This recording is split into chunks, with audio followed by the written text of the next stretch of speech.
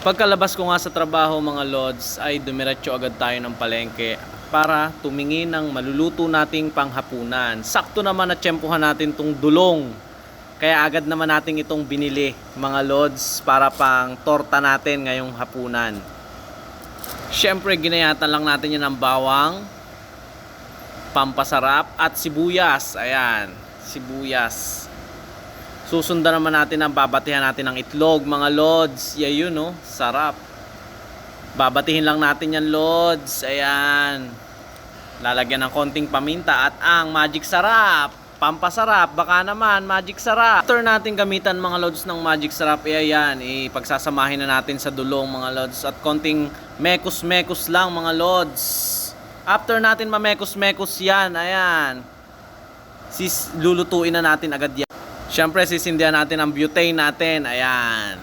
Painitin lang natin ang ating kawali at lalagyan ng mantika. Ayan. After uminit ng mantika ay lalagyan na natin siyempre ng piprito na natin yan. Ayan no.